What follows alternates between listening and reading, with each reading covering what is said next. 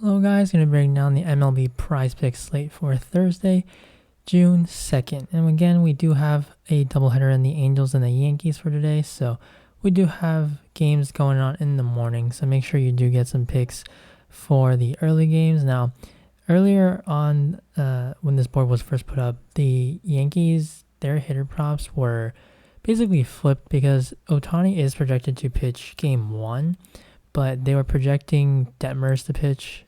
So all the projections, they've removed them now, but they had Judge at 8.5 and LeMahieu at 7, and then they had the props like the other way against Detmers lower, like a 6.5 for Judge. I think it was like 5.5 for LeMahieu, but since then they removed them, all the Yankees props. So unfortunately, if you guys missed out, I did tweet that on my Twitter, so that's something that I wanted to make sure to get out to all the followers on there. And hopefully we see more of those in the future for doubleheaders. But looking ahead on today's slate, there is one that I'm kind of on the fence about for pitching outs, and that's Corey Kluber at 16.5. I'm thinking of taking the over for this one because the Rays had to use like 6 bullpen arms on Wednesday, and they had to go into extras. So I think they're probably going to try to let Kluber go as far as he can handle. And this Rangers team against righties, they rank 23rd in WRC plus with at 90. And when you talk about a pitcher that's going to need a pitch and get a lot of outs, walk rate, K rate is pretty important. So for walk rate, Kluber isn't someone who walks like anyone at all. Very low K rate this year. And for the Rangers, they walk at the 3rd lowest rate at 7.1% against righties. And then Kluber's walk rate, he is in the top 91st percentile, only a 4.3% walk rate this year. So that definitely sets up really well. Hopefully he can get some quick outs. He's not someone that's going to throw like 90 plus pitches usually. Maybe he hits 90 today, but he certainly is not going to go over 100. So that's kind of like my concern about him. But the Rangers, there are definitely some positives that I think things that go in Kluber's favor. Another one is the wind blowing in at 8 miles. Just that extra innings game. It feels like the Rays are probably going to try to get some more innings out of Kluber today. On to the hitting fantasy score. There is, besides the Yankees, for what's still available on the board, Kevin Kiermaier at 6.5, taking the under on this one. So it definitely goes along with the wind blowing in, but really it's about the matchup. Taylor Hearn is not that great of a pitcher, but he is a lefty, and Kiermaier, through his career, he definitely has hit righties better. He's more of a traditional splits guy. And Hearn is the same thing. He's not that great, but he does pitch better against lefties. And Kiermaier, he led off today, but that was against righties, or he led off on Wednesday.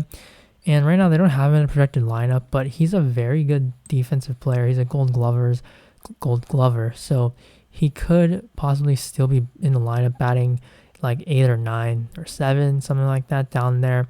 And I mean, that would be great because then you're batting at the bottom, you probably lose out on one at bat, and lefty at least for the first, maybe at least 2 at bats. So that's definitely a good thing. Kiermaier's not really someone that steals bases either, and it's a lefty on the mound, so even if he gets on base, it should be a little bit tough for him to steal. But it's just a lefty matchup. He's more of a defensive player anyway, so we're not really used to seeing Kiermaier available for this, but we do have him, and his production just seems a little high.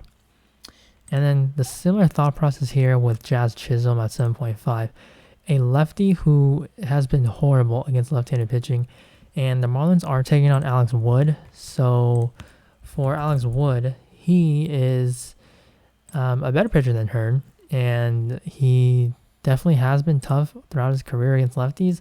This year he's been pretty good against lefties. Very good low whip, not really allowing a ton to left-handed batters. And then quickly looking at Jazz Chisholm, then putting on the weather here. So the Marlins, they're going to be back at home, only a 3.8 run total. So after playing a doubleheader, they can also be tired from Coors, having to fly and everything. And Chisholm, his stats against lefties, like he's 2 for 23 this year. 0.87 batting average is really low. Last year wasn't like terrible, 237, but definitely someone that just gets nerfed basically when he's facing up against the lefty.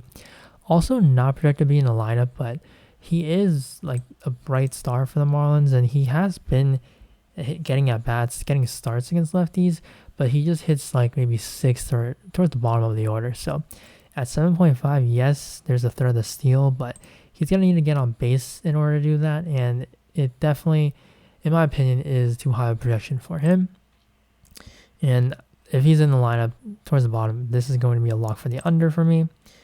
And then now on to total bases. So there's 2 locks over here. And we're going to go to Coors Field with Ronald Acuna, 1.5 total bases, taking the over, and then Austin Riley at 1.5 as well over. Now, you can take Marcell Ozuna or Ozzie Albies, Matt Olson even, because Austin Gomber isn't someone who's really that tough against lefties, and Olson's a very good hitter both sides of the plate. If you want CJ Cron, I'm fine with that as well. Just, it's Coors Field. Like, the temperature, the weather, it's not the best, but still, the Coors Field just provides the best hitting boost out there. And Acuna, Riley, I just rather favor these two because they are the better hitters. They definitely have the best numbers out of the Braves, and or best numbers against left-handed pitchers. And Gomber, he definitely does struggle against righties. The Braves are getting a huge ballpark boost. They're projected for 6.1 runs.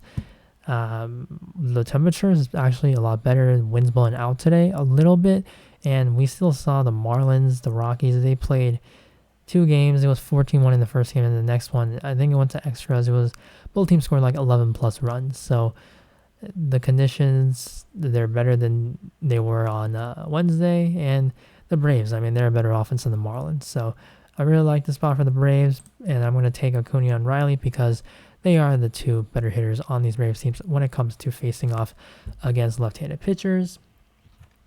And then runs and RBIs. Yandy Diaz at 0.5. I kind of like it because he walks a ton, and Taylor Hearn walks a lot of guys, and he does get the righty-lefty matchup. Diaz, he didn't really hit this prop the past few games, but they had to play a 4-game series against the Yankees. The Yankees, good rotation, very good bullpen, so it's definitely tough for the Rays to hit. And now they're getting a better matchup against Texas, so I do like Diaz as long as he's hitting towards hitting first or second in the lineup. And then Tay Oscar Hernandez, the next one over for this one against the White Sox. So they're taking out Johnny Cueto. The Blue Jays are finally starting to score some runs. Johnny Cueto, I feel like the public's kind of split on this guy. Don't know if he's really good or not. He's had like 2 great starts before, but he got blown up last time against, I think it was the Cubs. And they do have a 5-run total for today. Tay Oscar batting cleanup behind Vladdy. Alejandro Kirk has been on fire. Gary Yell is swinging the bat better. So definitely a good spot to be batting behind all those stacked Blue Jays bats, and having the guys behind him also kind of hitting really well. So I think this is a good spot for a cleanup hitter for the Blue Jays. And then Nick Senzel, 0.5. This one, I'm pretty sure you guys are going to look at Senzel and think, he's not that good of a player. And sure, but the weather, the ballpark really, and the leadoff hitter, all of these just make Senzel kind of stand out to me. You got a Cincinnati game, which the Reds, they have a terrific bullpen. They're right up there with Coors Field. The wind is blowing out at 7 miles, 75 degrees, warm enough, and Joan Adon, he just walks everyone. Senzel, not the highest walk rate guy. He's about at 7% this year. He was close to 10% last year, so maybe as the season goes on, he did miss like 20 days, so maybe we do see him start to walk more. And he's a leadoff hitter for a team that has a 5.1 run total.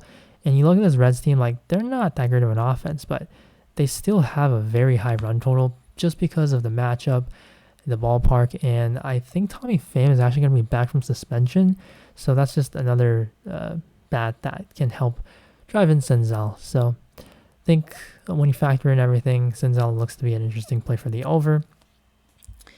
And then the next one's going to be Cedric Mullins, and then I'm just gonna put in Julio Rodriguez with them too because they're from the same game. But I'm not gonna lock either one of these guys because of the weather. We're not sure how this game's gonna go. If it will play, if it's gonna play, get delayed, suspended, whatever it is. But these two guys right here, Mullins, Rodriguez, and just the matchup. Chris Flexen talked about it before with these Mariners pitchers. They pitch better at home usually, and when they're away, usually it's going to be a better hitter's ballpark, so that's going to hurt them. And Flexen, he's just not a good pitcher. He's kind of protected by his ballpark, more of a contact guy. So, when you look at Mullins, sometimes he will strike out, but gets a lefty-righty matchup, 75 degrees. Wind kind of right to left, 4.5 run total is good enough. For Rodriguez, 4.7 run total. Both these guys batting at the top of the order, so just the opportunity to score a run, possibly drive in guys, especially for Rodriguez.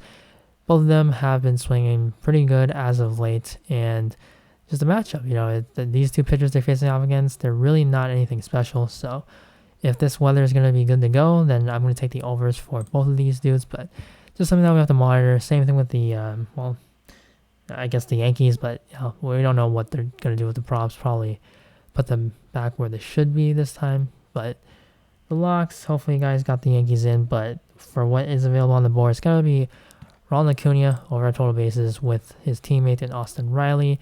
Two of my favorite plays today. And then depending on if Chisholm and Kiermaier are in the lineup, both of these guys for their fantasy point projection, under 6.5, under 7.5. Prefer Chisholm's under more than Kiermaier, but really like these guys for the under just because they're going to be lefty-lefty today. So that's going to be it for the breakdown for today, guys. Hopefully we can bounce back. Really like these Coors Field props in Acuna and Riley. So, yeah, looking forward to making some of that money back. And good luck on the slate if you are going to be tailing. And thank you guys for watching again. And I will see you in the next video. Bye.